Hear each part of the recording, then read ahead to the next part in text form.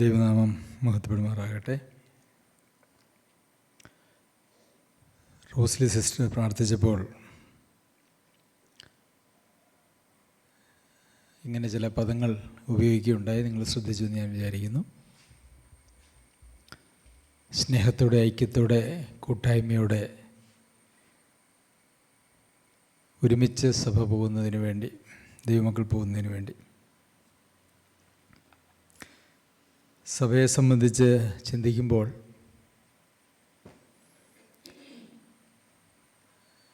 പലപ്പോഴും നാം കർത്താവ് ഉദ്ദേശിക്കുന്ന സഭയിൽ നിന്ന് ഉദ്ദേശിക്കുന്നതായിട്ടുള്ള ഒരു തലത്തിൽ ആയിട്ടുണ്ടോ എന്ന് ഞാൻ പലപ്പോഴും ഭയപ്പെടാറുണ്ട്.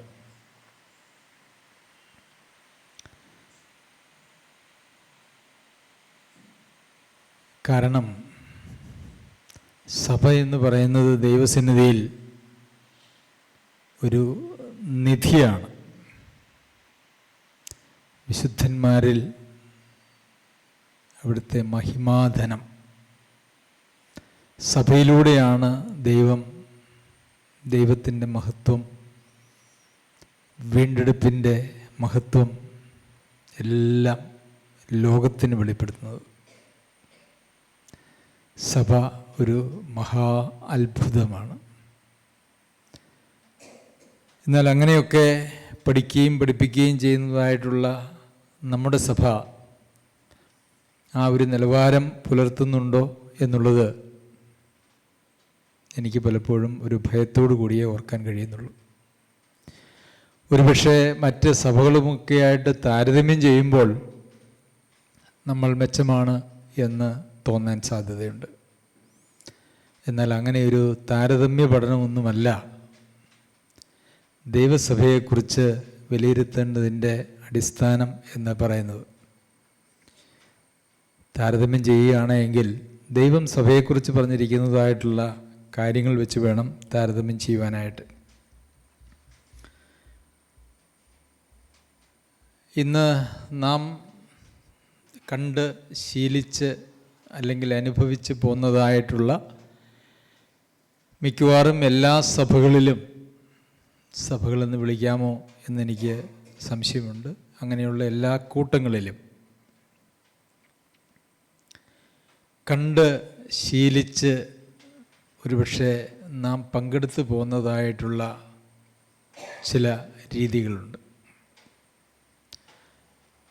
ഒരുപക്ഷെ ലോകത്തിൽ അല്ലെങ്കിൽ സഭകളിൽ അവിടെ നമ്മൾ കണ്ടതായിട്ടുള്ള പൊതുവിൽ മനുഷ്യരുടെ ഇടയിലും സഭകളുടെ ഇടയിലുമൊക്കെ ഉള്ളതായ കാര്യങ്ങൾ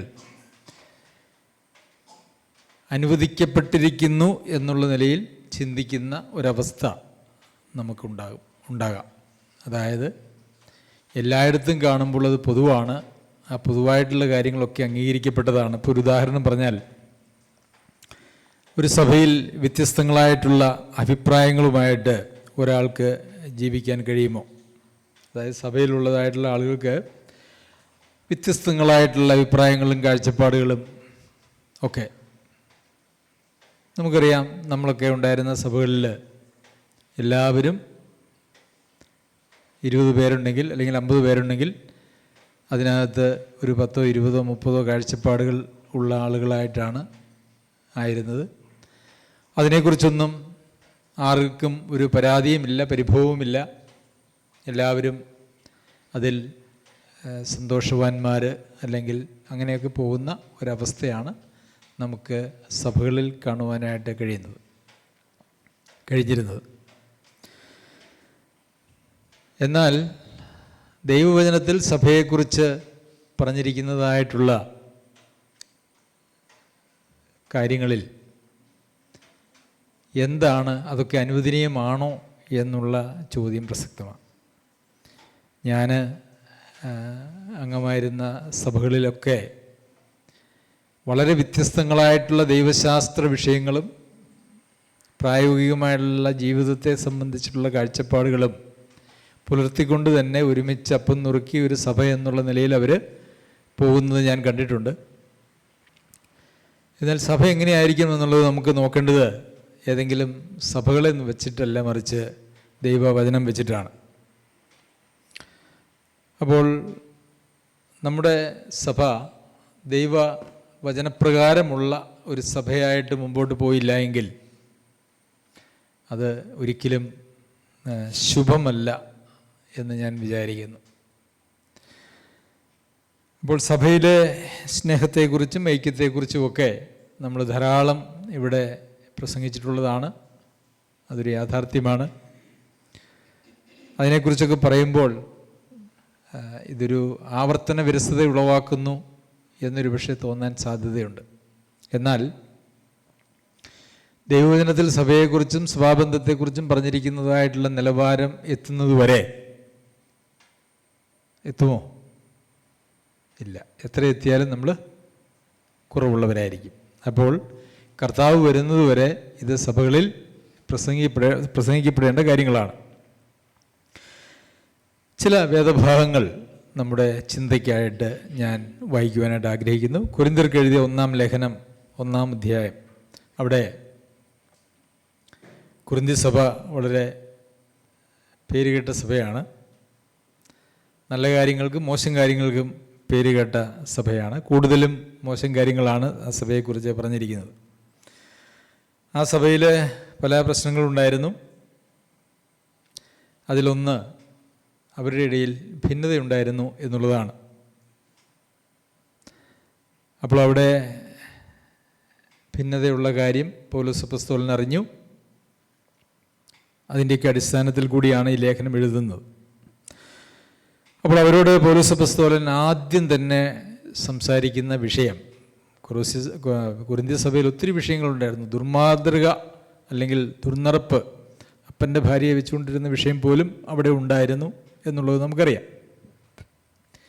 എന്നാൽ പൗലോസ് അപ്പോസ്തലൻ ആദ്യം കൈകാര്യം ചെയ്യുന്ന വിഷയം എന്താണെന്നറിയോ? സഭയിലെ ഭിന്നത എന്നുള്ള കാര്യമാണ്. നമ്മളായിരുന്നെങ്കിൽ അങ്ങനെ ഒരു സഭയ്ക്ക് ഒരു ലേഖനം എഴുതുകയാണെങ്കിൽ നമ്മൾ ആദ്യം എന്തെഴുതും? നിങ്ങളിൽ കുറേ പേര് മരിച്ചുപോയി, കുറേ പേര് രോഗികളാണ്, കുറച്ച് പേര് ബലഹീനരാണ്, അതുകൊണ്ട് നിങ്ങളുടെ തിരുവത്താഴ് ശുശ്രൂഷ ശരിയല്ല എന്ന് നമ്മൾ ആദ്യം പറയും, അല്ലേ? അല്ലെങ്കിൽ എന്തു പറയും? ഒരു ദുഷ്ടനായ മനുഷ്യൻ അപ്പൻ്റെ ഭാര്യയും വെച്ചുകൊണ്ട് നിങ്ങളുടെ സഭയിലുണ്ട്, അയാളെ പെട്ടെന്ന് പുറത്താക്കണം എന്ന് പറയും. പിന്നെ എന്തു പറയും? പിന്നെ പറയും, നിങ്ങൾ അന്യഭാഷ എല്ലാവരും കൂടെ ഒരുമിച്ച് സഭയിൽ പറഞ്ഞ് സഭയിൽ ആകെപ്പാടെ ഒരു കലക്കമുണ്ടാക്കുന്ന ആളുകളാണ്. ആരെങ്കിലുമൊക്കെ വന്നു കണ്ടു കഴിഞ്ഞാൽ നിങ്ങൾ സഭായോഗത്തിൽ വന്നു കഴിഞ്ഞാൽ നിങ്ങൾക്ക് ഭ്രാന്തുണ്ടെന്ന് പറയും, അതുകൊണ്ട് നിങ്ങളത് നിർത്തണം എന്നൊക്കെ പറയും, അല്ലേ? അതല്ലേ, അങ്ങനെയൊക്കെയല്ലേ പറയുക. പിന്നെ തലയിൽ മുണ്ടിടാൻ വിസമ്മതിക്കുന്ന കുറച്ച് ആളുകളുണ്ട്. അവരൊക്കെ ഒന്നും ചോദ്യം ചെയ്യാതെയൊക്കെ അനുസരിക്കണം. പിന്നെ സഭയിൽ സഹോദരിമാർ വിലസുന്ന ചില സഭകളൊക്കെ ഉണ്ട്, അതൊന്നും പാടില്ല. ഇതൊക്കെ ആയിരിക്കും നമ്മൾ ആദ്യം, അല്ലേ? അങ്ങനെ കുറേ കാര്യങ്ങൾ, ഒത്തിരി കാര്യങ്ങളുണ്ടല്ലോ വിവാഹത്തെ സംബന്ധിച്ചൊക്കെ ഉണ്ട്. നമ്മുടെ ഉള്ളിലേക്ക് വരുന്ന വിഷയം എന്തായിരിക്കും? അങ്ങനെയുള്ള കാര്യങ്ങളാണ്. പക്ഷേ ഇതെല്ലാം ഈ പറഞ്ഞ കാര്യത്തിന് ശേഷമാണ് പറഞ്ഞേക്കുന്നത്. ആദ്യം പൗലോസ് അപ്പോസ്തലൻ കൈകാര്യം ചെയ്യുന്നത് സഭയിലെ യോജിപ്പിനെക്കുറിച്ച്, ഐക്യത്തെക്കുറിച്ച്, ഭിന്നതയെക്കുറിച്ചാണ്. അത് തന്നെ ഇത് ഏറ്റവും പ്രാധാന്യമുള്ള കാര്യമാണ് എന്നുള്ളതിൻ്റെ ഒന്നാമത്തെ തെളിവ്. ശരി, 1-ാം അധ്യായത്തിൻ്റെ 10-ാം വാക്യം. സഹോദരന്മാരെ, നിങ്ങളെല്ലാവരും ഒന്ന് തന്നെ സംസാരിക്കുകയും, സമയത്തിൻ്റെ കുറവുകൊണ്ട് അതിൻ്റെ എല്ലാ വാക്യങ്ങളിലേക്കും പോകുന്നില്ല, ഒന്ന് തന്നെ സംസാരിക്കുകയും നിങ്ങളുടെ ഇടയിൽ ഭിന്നത ഭവിക്കാതെ ഏക മനസ്സിലും ഏകാഭിപ്രായത്തിലും യോജിച്ചിരിക്കുകയും വേണമെന്ന് ഞാൻ നിങ്ങളെ നമ്മുടെ കർത്താവായ യേശുക്രിസ്തുവിൻ്റെ നാമം ചൊല്ലി പ്രബോധിപ്പിക്കുന്നു. ഇപ്പോൾ ഇവിടെ പറഞ്ഞിരിക്കുന്നത് നിങ്ങളെല്ലാവരും ഒന്ന് തന്നെ സംസാരിക്കണം. പറ്റുമോ സഹോദരന്മാരെ? പറ്റുമോ? പറ്റുമോ? നമ്മളെല്ലാവരും ഒന്ന് തന്നെയാണോ സംസാരിക്കുന്നത്? അല്ല. പക്ഷേ വചനം എന്താ പറയുന്നത്? നിങ്ങൾ ഒന്ന് തന്നെ സംസാരിക്കണം. അപ്പോൾ നമ്മൾ കർത്താവിൻ്റെ മനസ്സിൽ കണ്ടിരിക്കുന്നതായിട്ടുള്ള ഒരു സഭയുടെ നിലവാരത്തിലേക്ക് നമ്മൾ എത്തിയോ? ഇല്ല. കാരണം നമ്മൾ സംസാരിക്കുമ്പോൾ നമുക്ക് നമ്മളുടേതായിട്ടുള്ള പല അഭിപ്രായങ്ങളും ആലോചനകളും നമ്മളുടേതായിട്ടുള്ള കാര്യങ്ങളുമൊക്കെയാണ്. അപ്പോൾ ഒന്നും തന്നെ നമ്മൾ സംസാരിക്കുന്നില്ല. പിന്നെ നിങ്ങളുടെ ഇടയിൽ ഭിന്നത ഭവിക്കാതെ ഏക മനസ്സ്. നമുക്കെല്ലാവർക്കും ഏക മനസ്സുണ്ടോ? ഏക മനസ്സാണോ? ആണോ? പിന്നെ അത് കഴിഞ്ഞിട്ട് ഏക മനസ്സിലും ഏക അഭിപ്രായത്തിലും യോജിച്ചിരിക്കുകയും വേണമെന്ന് ഞാൻ നിങ്ങളെ നമ്മുടെ കർത്താവായ യേശു ക്രിസ്തുവിൻ്റെ നാമം ചൊല്ലി പ്രബോധിപ്പിക്കുന്നു. അപ്പോൾ നമുക്ക് മാർക്ക് എത്ര കിട്ടി? ഇപ്പം ഈ 3-4 കാര്യങ്ങൾ പറഞ്ഞതിൽ എത്രയുണ്ട് നമുക്ക് മാർക്ക്? 0 അല്ലേ? അപ്പം നമ്മൾ എങ്ങും എത്തിയിട്ടില്ല എന്നാണ് അതിൻ്റെ അർത്ഥം. ദൈവവചനത്തിൽ ദൈവസഭയിൽ പല അഭിപ്രായങ്ങൾക്കും പല മനസ്സിനും പിന്നെ പല വാക്കുകൾക്കും പ്രസക്തിയില്ല. അതെന്തുകൊണ്ട് പ്രസക്തിയില്ലാത്ത? സഭ ഒരു ശരീരമാണ് അല്ലേ? കർത്താവിൻ്റെ ശരീരമാണ് സഭ. ശരീരമാണെങ്കിൽ ശരീരത്തിൽ എത്ര മനസ്സുണ്ടാവണം? ഒരു ശരീരമാണെങ്കിൽ എത്ര മനസ്സുണ്ടാവും? ഒരു മനസ്സേ ഉണ്ടാകാൻ പാടുള്ളൂ. എത്ര നാവുണ്ടാവും? ഒരു നാവേ ഉണ്ടാവുള്ളൂ. എത്ര കണ്ണുണ്ട്? 2 കണ്ണുണ്ട് അല്ലേ?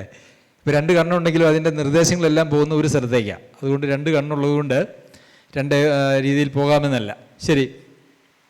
അപ്പോൾ ക്രിസ്തുവിൻ്റെ ശരീരമായ സഭ എന്ന് പറയുമ്പോൾ സഭയിൽ ഭിന്നതയ്ക്ക് യാതൊരു സാധ്യതയും ഇല്ല എന്നുള്ളതാണ്.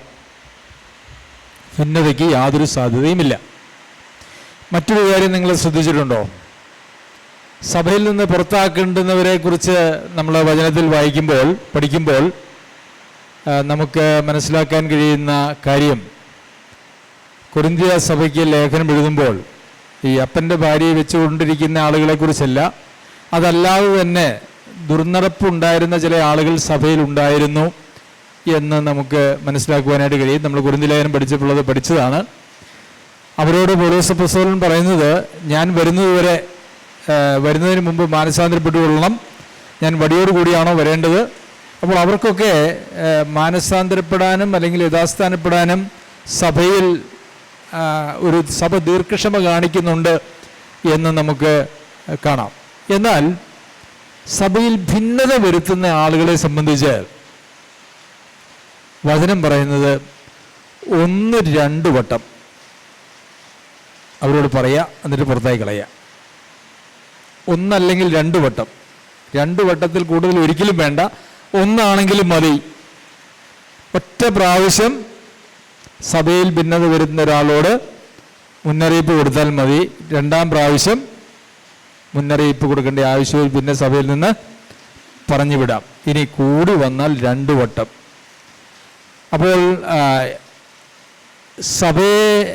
സഭയിൽ ഭിന്നതയുണ്ടാക്കുന്ന ആളുകളെ സംബന്ധിച്ച് നിർദ്ദേശം അത്ര കഠിനമാണ് എന്നുള്ളത് തന്നെ സഭയുടെ പ്രാധാന്യത്തെയും അതുപോലെ തന്നെ സഭയിലെ ഐക്യത്തിൻ്റെ പ്രാധാന്യത്തെയും കാണിക്കുന്ന കാര്യമാണ്.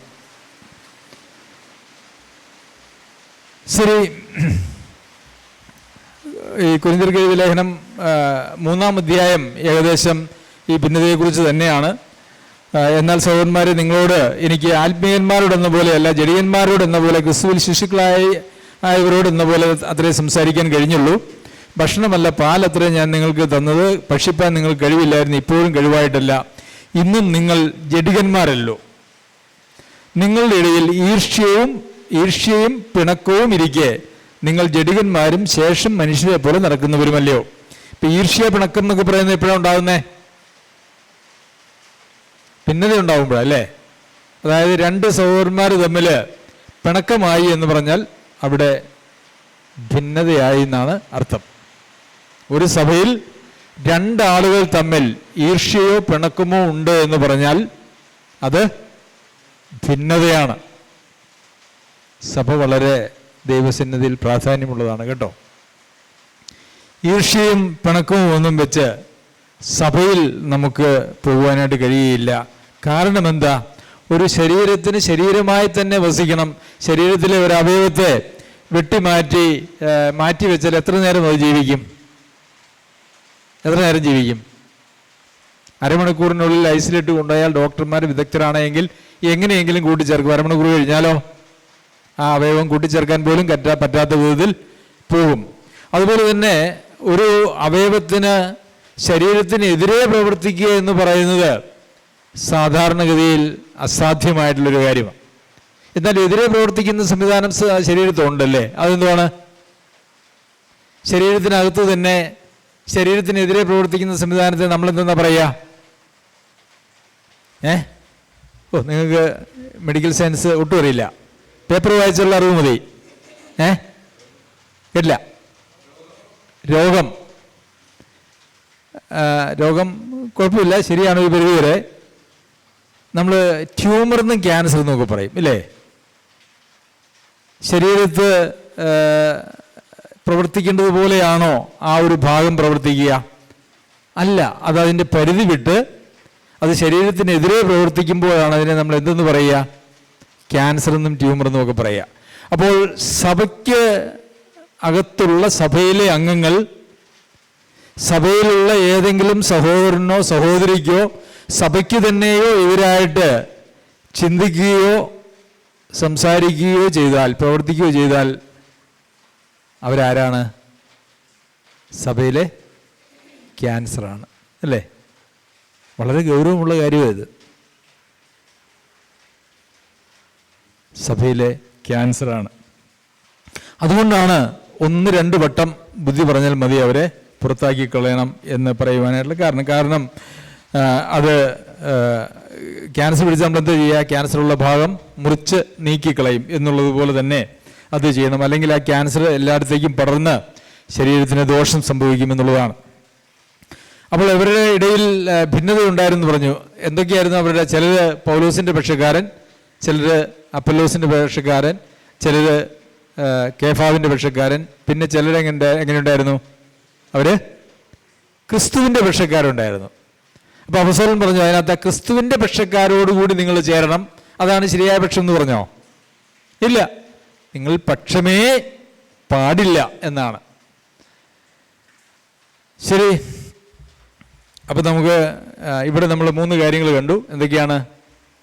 ഒന്ന് തന്നെ സംസാരിക്കണം, നിങ്ങൾക്ക് മനസ്സ് ഒന്നേ പാടുള്ളൂ, നിങ്ങൾക്ക് അഭിപ്രായം ഒന്നേ പാടുള്ളൂ. ഫിലിപ്പിയർക്ക് ലേഖനം എഴുതുമ്പോൾ 2-ാം അധ്യായത്തിൽ അവിടെ വീണ്ടും ഏക മനസ്സുള്ളവരായി, 2-ാം അധ്യായം 2-ാം വാക്യം, നിങ്ങൾ ഏക മനസ്സുള്ളവരായി. അപ്പം വീണ്ടും അവിടെ പറയുകയാണ് നിങ്ങൾക്ക് മനസ്സ് എത്ര പാടുണ്ട്? ഒന്നേ പാടുള്ളൂ. പിന്നെ ഏക സ്നേഹം പൂണ്ട്, എല്ലാവരെയും സ്നേഹിക്കുന്ന സ്നേഹം, ഒരു സ്നേഹം. ആ സ്നേഹം വരുന്നത് പരിശുദ്ധാത്മാവിനാൽ നമ്മുടെ ഹൃദയങ്ങളിൽ പകരപ്പെട്ട ദൈവസ്നേഹം. അതല്ലാതെ സ്നേഹങ്ങളൊക്കെ ലോകത്തുണ്ട്. സ്വാർത്ഥമായിട്ടുള്ള സ്നേഹങ്ങളുണ്ട്, സ്വാർത്ഥതയ്ക്ക് വേണ്ടിയിട്ടുള്ള സ്നേഹങ്ങളൊക്കെ നമുക്ക് ലോകത്തിൽ കാണാൻ കഴിയുമല്ലോ. പക്ഷെ അങ്ങനെയുള്ള ഒരു സ്നേഹവുമല്ല പിതാവായ ദൈവം കർത്താവായ യേശുക്രിസ്തുവിലൂടെ അല്ലെങ്കിൽ പരിശുദ്ധാത്മാവിലൂടെ നമ്മളിലേക്ക് പകരപ്പെട്ടതായിട്ടുള്ള ദൈവസ്നേഹത്താൽ നാം അന്യോന്യം സ്നേഹിക്കണം. അപ്പോൾ ഏക മനസ്സ്, ഏക സ്നേഹം, ഐകമത്യപ്പെട്ട്, അപ്പോൾ ഒന്നാവണം, ഏക ഭാവം. അപ്പം വീണ്ടും ഒന്നുകൂടി കർശനമാക്കുകയാണ്. സഭയിൽ എന്ത് ഭാവം ഉണ്ടായിരിക്കണം? ഒരൊറ്റ ഭാവമേ സഭയിൽ ഉണ്ടാകാനായിട്ട് പാടുള്ളൂ.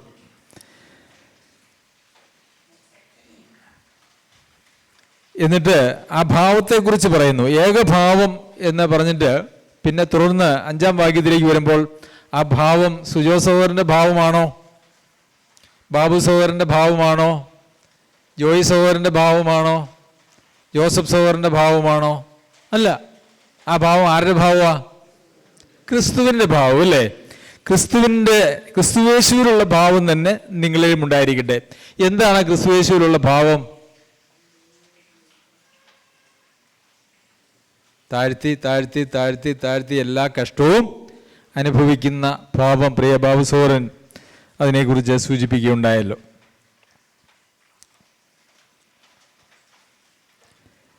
ശരി,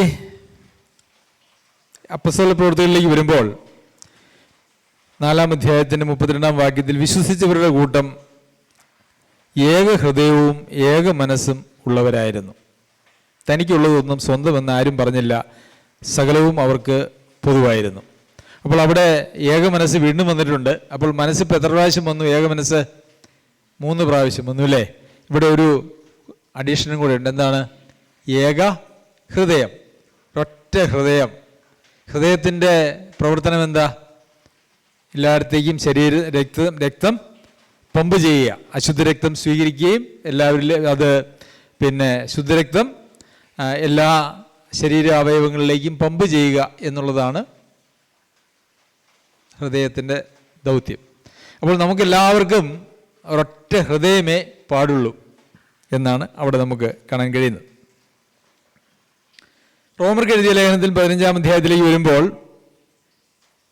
5-ാം വാക്യം, എന്നാൽ നിങ്ങൾ ഐകമത്യപ്പെട്ട്, അവിടെയും വീണ്ടും ഐകമത്യത്തെക്കുറിച്ച് പറയുന്നുണ്ട്. നമ്മുടെ കർത്താവായ യേശുക്രിസ്തുവിൻ്റെ പിതാവായ ദൈവത്തെ ഏക മനസ്സോടെ, മനസ്സിപ്പോൾ എത്രയായി? 4 ആയി അല്ലേ? ഏക മനസ്സെന്ന് പറയുന്നത് 4 ആയി. പിന്നെ ഒരു വായിനാൽ മഹത്വീകരിക്കേണ്ടതിന്. അപ്പം വായ്പ എത്രയുണ്ട്? ഒറ്റ വായ. അപ്പോൾ ഒരു മനസ്സ്, ഒരു ഹൃദയം, ഒരു വായ, ഒരു ഭാവം, പിന്നെ എന്താണ്? ഒരഭിപ്രായം. ഇതൊക്കെയാണ് ഒരു സഭയിൽ ഉണ്ടാകേണ്ടത്. അതുപോലെ തന്നെ റോമർക്ക് എഴുതിയ 15-ാം അധ്യായത്തിൻ്റെ 6-ാമത്തെ വാക്യം, സ്ഥിരതയും ആശ്വാസവും നൽകുന്ന ദൈവം നിങ്ങൾക്ക് ക്രിസ്തുയേശുവിന് അനുരൂപമായി തമ്മിൽ ഏക ചിന്തയോടെ ഇരിക്കുവാൻ കൃപ നൽകട്ടെ. അപ്പോൾ എന്താ വീണ്ടും വന്നത്? ഏക ചിന്ത.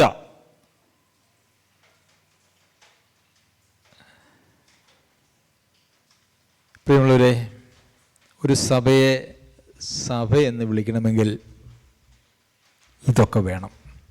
നമുക്ക് എത്ര മാർക്കുണ്ട്? ബാബു സഹോദരൻ, നമുക്ക് എത്ര മാർക്കുണ്ട്? ബാബു സഹോദരൻ പറയട്ടെ. വളരെ കുറവാണ് അല്ലേ? ഇങ്ങനെ പോയാൽ മതിയോ? പോരാ. അപ്പം നമുക്കിനി എല്ലാവർക്കും കൂടെ ഒന്ന് ശരിയാവണ്ടേ? വേണ്ടേ? വേണം. അതിന് ശബ്ദം വരുന്നില്ലല്ലോ അധികം, ചുണ്ട് മാത്രമേ അനങ്ങുന്നുള്ളൂ. നമുക്കൊന്ന് ശരിയാവണ്ടേ? വേണം. സഹോദരന്മാർ ഒന്നും മിണ്ടണില്ല, സഹോദരിമാരെ മിണ്ടുന്നുള്ളൂ. വേണോ? സാബു സഹോദര ശരിയാവണം. ബേബി സഹോദര വേണം. ജോയ് സഹോദര, ജോയ് സഹോദരൻ, എല്ലാവർക്കും സമ്മതമാണ്.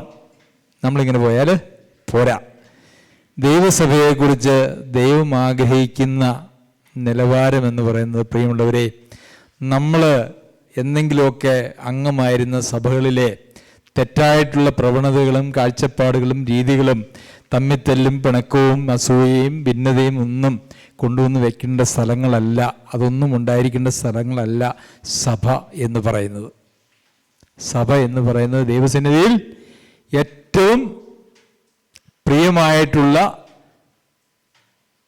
ദൈവസന്നിധിയിൽ ഏറ്റവും വിലയുള്ളതായിട്ടുള്ള കാര്യമാണ് ദൈവത്തിൻ്റെ സഭ എന്ന് പറയുന്നത്. കർത്താവിൻ്റെ മണവാട്ടി അല്ലേ? അങ്ങനെയല്ലേ നമ്മൾ വായിക്കുന്നത്? കർത്താവിൻ്റെ മണവാട്ടി. മണവാട്ടിക്ക് എന്തെങ്കിലും, കർത്താവ് വിശുദ്ധനാണ്, പരിശുദ്ധനാണ്. പരിശുദ്ധനായ കർത്താവിൻ്റെ മണവാട്ടിക്ക് അശുദ്ധി പറ്റുമോ? ഒരിക്കലും പറ്റില്ല. നമ്മളുടെ മുമ്പിലുള്ള ക്രിസ്തീയ ജീവിതം എന്ന് പറയുന്നത് വളരെ ഉത്തരവാദിത്വമുള്ള ഒരു ജീവിതമാണ്. ഞായറാഴ്ച കൂടി വന്ന് 2 പാട്ടും പാടി സ്തോത്രം ചെയ്തൊരു വചന കേൾവിയും കഴിഞ്ഞിട്ട് നമ്മുടെ സൗകര്യത്തിനനുസരിച്ച് ജീവിക്കുകയും സൗകര്യത്തിനനുസരിച്ച് സംസാരിക്കുകയും സൗകര്യത്തിനനുസരിച്ച് ചിന്തിക്കുകയും ഇടപെടുകയും ചെയ്യുന്നതായിട്ടുള്ളൊരു ജീവിതം ക്രിസ്തീയ ജീവിതമേ അല്ല. അങ്ങനെ ഒരു പരിപാടി ബൈബിളിൽ ഇല്ല. പക്ഷെ നമ്മുടെയൊക്കെ ഉള്ളിൽ വർഷങ്ങൾ കൊണ്ട് നമ്മുടെ ഉള്ളിലൊക്കെ നിറച്ചു വെച്ചിരുന്നതായിട്ടുള്ള, അല്ലെങ്കിൽ നിറഞ്ഞു പോയതായിട്ടുള്ള പല കാര്യങ്ങളും, അതിൻ്റെയൊക്കെ അവിടെ അങ്ങനെ അടിഞ്ഞുകൂടി ഇരിക്കുന്നത് നമുക്ക് കാണാനായിട്ട് കഴിയും. അതുകൊണ്ട് നമുക്ക് ഈ മേഖലകളിലെല്ലാം വലിയൊരു മാനസാന്തരം ആവശ്യമാണ്. എഫെസോസിലെ സഭയ്ക്ക് ലേഖനം എഴുതുമ്പോൾ അവിടെയും യഥാർത്ഥത്തിൽ അവരോട് പറയുന്നത്, എല്ലാ ലേഖനങ്ങളിലും പൗലോസ് അപ്പോസ്തലൻ ഇത് കൃത്യമായിട്ട് പറയുന്നുണ്ട് എന്ന് നമുക്കറിയാം. അവിടെയും ആത്മാവിൻ്റെ ഐക്യത സമാധാന ബന്ധത്തിൽ കാപ്പാൻ ശ്രമിപ്പിൻ എന്ന 4-ാം അധ്യായത്തിൽ നമുക്ക് കാണുവാനായിട്ട് സാധിക്കും. 3-ാം വാക്യം, ആത്മാവിൻ്റെ ഐക്യത സമാധാന ബന്ധത്തിൽ കാപ്പാൻ നിങ്ങൾ ശ്രമിക്കണം. എന്നാൽ ഈ എഫെസോസിലെ സഭ ആ കാര്യത്തിൽ പരാജയപ്പെട്ടു പോയി. അത് വെളിപ്പാട് പുസ്തകത്തിലാണ് അവരുടെ പരാജയത്തെ നമുക്ക് കാണാനായിട്ട് കഴിയുന്നത്. അവിടെ എഫെസോസിലെ സഭയെക്കുറിച്ച് ധാരാളം നല്ല കാര്യങ്ങളുണ്ട്. അവർക്ക് സഭായോഗങ്ങളുണ്ട്, അപ്പം നുറുക്കലുണ്ട്, അവർക്ക് അവരുടെ ഇടയിൽ സൽപ്രവൃത്തികളോ എല്ലാ കാര്യങ്ങളും ഉണ്ടായിരുന്നു. പക്ഷെ അവരുടെ ഇടയിൽ ഇല്ലാതിരുന്നത് എന്താണ്? ആ വാക്കിനെ ഞാനൊന്ന് മാറ്റട്ടെ, വചനത്തോട് കൂട്ടി സുജോസോരൻ കൂട്ടി എന്ന് പറയരുത്, ആദ്യ സ്നേഹം എന്നുള്ള വാക്ക് ഞാനൊന്ന് മാറ്റട്ടെ. അവരുടെ ഇടയിലുണ്ടായിരുന്ന ഐക്യമില്ലാതെയായി. ശരിയാണോ? അർത്ഥത്തിൽ ശരിയാണോ? ശരിയാണ്. ഐക്യമില്ലാതെയായപ്പോഴാണ് എന്ത് പറ്റിയത്? സ്നേഹം പോയത്. അപ്പോൾ ഐക്യം ഇല്ലാതെയായാൽ സ്വാഭാവികമായിട്ടും സ്നേഹം പോവും. പിന്നെ ആ സഭയുടെ അവസ്ഥ എന്താ? നിലവിളക്ക് അതിൻ്റെ നിലയിൽ നിന്ന്, കർത്താവിൻ്റെ വലങ്കയിലായിരുന്ന നിലവിളക്ക് അതിൻ്റെ നിലയിൽ നിന്നും വലങ്കയിൽ നിന്നും എടുത്ത് ദൂരെ കളയുന്ന അവസ്ഥ. എഫെസോസിലെ വെളിപ്പാട് പുസ്തകം 2-3 അധ്യായങ്ങളിൽ പറഞ്ഞിരിക്കുന്നതായിട്ടുള്ള 7 സഭകളും ഇന്നത്തെ ആധുനിക തുർക്കിയുടെ മേഖലകളിൽ ഉണ്ടായിരുന്ന സഭകളാണ്. എന്നാൽ ഇന്ന് അങ്ങനെ അവിടെ സഭകൾ ഉണ്ടോ ഇല്ല എന്നൊക്കെ എല്ലാവരും പറയുന്നുണ്ട്. എന്നാൽ പ്രാദേശിക സഭകൾ വല്ലതും ഉണ്ട് എന്നുള്ളതിനെക്കുറിച്ച് എനിക്ക് സംശയമുണ്ട്. കാരണം അങ്ങനെ ഉണ്ടായിരുന്നുവെങ്കിൽ അതൊക്കെ പണ്ടേ വെളിപ്പെടേണ്ടതായ ആളുകൾ കണ്ടുപിടിച്ച് പബ്ലിഷ് ചെയ്യേണ്ട കാര്യങ്ങളായിരുന്നു. അപ്പോൾ ഇന്ന് അങ്ങനെയുള്ള സഭകളൊന്നും അവിടെ ഇല്ല. ആ 7 സഭകളും അവിടെ ഇല്ല എന്നുള്ളതാണ് ഒരു യാഥാർത്ഥ്യം. അപ്പോൾ ഐക്യം പോയാൽ സഭ പോയി. ഐക്യമില്ലാത്തിടത്ത് ദൈവികമായിട്ടുള്ള യാതൊരു പ്രവർത്തനങ്ങളും നടക്കുകയില്ല. ദൈവത്തിന്, കർത്താവിന് അങ്ങനെയുള്ള ഐക്യമില്ലാത്ത ഒരു സഭയെ സംബന്ധിച്ച് യാതൊരു പരിപാടിയുമില്ല. ഐക്യത്തോടെ ഒരു ചിന്ത, ഒരു മനസ്സ്, ഒരു ഭാവം, ഒരു ഹൃദയം, ഒരു വായ്, ഇങ്ങനെയുള്ള ആളുകൾ ഉൾപ്പെടുന്നതിനെ മാത്രമേ നമുക്ക് സഭ എന്ന് പറയുവാനായിട്ട് കഴിയുള്ളൂ. അങ്ങനെ ഒരു സഭയിലെ ദൈവിക സാന്നിധ്യമുള്ളൂ. അങ്ങനെ ഒരു സഭയെ മാത്രമേ ദൈവം ഉപയോഗിക്കുകയുള്ളൂ. പ്രിയമുള്ളവരെ, നമ്മൾ പലരേക്കാൾ നല്ലവരാണെന്നൊരു പക്ഷേ നാം അവകാശപ്പെടാം. പക്ഷേ നമ്മുടെ മാർക്ക് പാസ് മാർക്ക് പോലും ഉണ്ട് എന്ന് ഞാൻ വിചാരിക്കുന്നില്ല. ഒരുപക്ഷെ വഴക്കും പിണക്കവും നമ്മളിൽ ഉണ്ടായിരിക്കുകയില്ല. എന്തെങ്കിലും വഴക്കും പിണക്കവും ഇല്ലാതിരിക്കുന്നു എന്നുള്ളതുകൊണ്ട് അത് അത്രത്തോളം കുഴപ്പമില്ല എന്നുള്ളത് ശരിയാണ്. പക്ഷെ വേണ്ടതായിട്ടുള്ള കാര്യങ്ങൾ എവിടെ എന്ന് ചോദിച്ചാൽ ഇനി ആ മേഖലയിൽ ഒത്തിരി വളരുവാനായിട്ടുണ്ട്. നമുക്ക് ദൈവസന്നിധിയിൽ മനസ്സാന്തരപ്പെടാം. ദൈവസന്നിധിയിൽ ചിന്തയോടെ ഇരിക്കുവാൻ, ഒരു മനസ്സോടെ ഇരിക്കുവാൻ, ഏകഭാവത്തോടു കൂടി ഇരിക്കുവാൻ, ഏക അഭിപ്രായത്തോടു കൂടി ഇരിക്കുവാൻ നമുക്ക് സാധ്യമാകട്ടെ. എന്തെങ്കിലും അഭിപ്രായ വ്യത്യാസങ്ങൾ ഉണ്ടായാൽ അത് ഒരുമിച്ച് ഇരുന്ന് സംസാരിച്ച് ദൈവവചനപ്രകാരമുള്ള ഒരു സമീപനം, തീരുമാനമെടുക്കാൻ നമുക്കിവിടെ സംവിധാനമുണ്ട് എന്നുള്ളതുകൊണ്ട് അഭിപ്രായ വ്യത്യാസങ്ങൾ വെച്ചുകൊണ്ടിരിക്കുന്നത് ഒരിക്കലും ഭൂഷണമല്ല. അങ്ങനെ എന്തെങ്കിലും നിങ്ങളുടെ മനസ്സിൽ തോന്നിയാൽ പോലും അത് സഹോദരന്മാരോട് ആരോടെങ്കിലും പറഞ്ഞാൽ അതിന് പരിഹാരം ഉണ്ടാക്കാവുന്നതാണ്. അങ്ങനെ ഒരു അഭിപ്രായ വ്യത്യാസം എന്നുള്ളതായിട്ട് എനിക്ക് അറിവില്ല. പിന്നെ 11-ാം അധ്യായത്തിലേക്ക് വരുമ്പോൾ, കൊരിന്ത്യർക്ക് എഴുതിയ ലേഖനം 1-ാം ലേഖനം 11-ാം അധ്യായത്തിലേക്ക് വരുമ്പോൾ അവിടെ പൗലോസ് അപ്പോസ്തലൻ പറയുന്നുണ്ട്, ഭിന്നത ഉണ്ടാവേണ്ടത് ആവശ്യമാണ്, അല്ലേ? അപ്പോൾ ഭിന്നത ഉണ്ടായിരിക്കരുത് എന്നൊക്കെയാണ് ഇത്രയും നേരവും പറഞ്ഞത്. അപ്പോൾ ഞാൻ അത് മാത്രം പറഞ്ഞങ്ങ് നിർത്തിയാൽ അത് സന്തുലിതമാകില്ല, ബാലൻസ്ഡ് ആവില്ല. അപ്പോൾ ഭിന്നത വേണം എന്നും വചനത്തിൽ നമ്മൾ വായിക്കുന്നുണ്ട്. എന്തിനു വേണ്ടിയിട്ടാണ്? കൊള്ളാവുന്നവരെയും കൊള്ളരുതാത്തവരെയും തിരിച്ചറിയാനായിട്ട്. അപ്പോൾ ഭിന്നത ഉണ്ടാക്കുന്നവരാരാണ്? കൊള്ളരുതാത്തവരാണല്ലേ. സഭയിൽ കൊള്ളരുതാത്തവർക്ക് ഒരിക്കലും സ്ഥാനമില്ല. കൊള്ളരുതാത്തവരൊരിക്കലും സഭയിൽ ഉണ്ടാകാനായിട്ട് പാടില്ല. അങ്ങനെ കൊള്ളരുതാത്തവരുണ്ടായെങ്കിൽ അവരെ കൊള്ളാവുന്നവരാക്കി മാറ്റി തീർക്കുന്ന പരിപാടിയാണ് യഥാർത്ഥത്തിൽ അന്യോന്യമുള്ള പ്രബോധനവും സ്നേഹവും പരസ്പര ബഹുമാനവും അതുപോലെ തന്നെ ദൈവവചനത്തിൻ്റെ പഠനവും പിന്നെ അത് കഴിയുമ്പം ശാസന, തർജ്ജനം, അങ്ങനെയുള്ള പല കാര്യങ്ങളും അതിൻ്റെ പിന്നാലെ വരും. ആദ്യം വരുന്നതൊന്നുമല്ല. ആദ്യം പൗലോസ് അപ്പോസ്തലൻ പറയുന്നത് എന്തുവാ? ഞാൻ നിങ്ങളെ തർജ്ജനം ചെയ്യുന്നു എന്നാണോ ആദ്യം പറഞ്ഞേ? ശാസിക്കുന്നു എന്നാണോ പറഞ്ഞല്ല, ഞാൻ പ്രബോധിപ്പിക്കുന്നു എന്നാണ് പറഞ്ഞത്. അപ്പോൾ പ്രബോധനം കഴിഞ്ഞിട്ടാണ് പിന്നെ ബാക്കിയുള്ള കാര്യങ്ങളൊക്കെ വരുന്നത് എന്നുള്ളത് നാം മനസ്സിലാക്കണം. ശരി, ദൈവസഭയെ സംബന്ധിച്ച് നാം ദൈവം എന്താണോ ദൈവസഭയെ സംബന്ധിച്ച് കാഴ്ചപ്പാട് പുലർത്തുന്നത് അതേ നിലവാരത്തിലേക്ക് നാമും എത്തിച്ചേർന്നാൽ മാത്രമേ നമുക്ക് ദൈവഹിതപ്രകാരമുള്ള ഒരു സഭയായിട്ട് തീരുവാൻ കഴിയുകയുള്ളൂ. കർത്താവ് വരുമ്പോൾ കർത്താവിൻ്റെ അണിഞ്ഞൊരുങ്ങിയ സുന്ദരിയായ ഒരു മണവാട്ടിയായി കൂമ്പാറയിലെ സഭ നിൽക്കണം. വേണ്ടേ സഹോദരന്മാരെ, സഹോദരിമാരെ? വേണം. സർവാലങ്കാര അങ്ങനെയൊക്കെ പറയില്ലേ? എനിക്ക് അത്ര വലിയ ഭാഷാജ്ഞാനമൊന്നുമില്ല. സർവ അലങ്കാര വിഭൂഷിതയായി നമുക്ക് കർത്താവിൻ്റെ സന്നിധിയിൽ വെളിപ്പെടണമെങ്കിൽ നാം ഈ ഒരു ഐക്യം നാം കാത്തു സൂക്ഷിക്കേണ്ടതും അത് വർദ്ധിപ്പിക്കേണ്ടതും.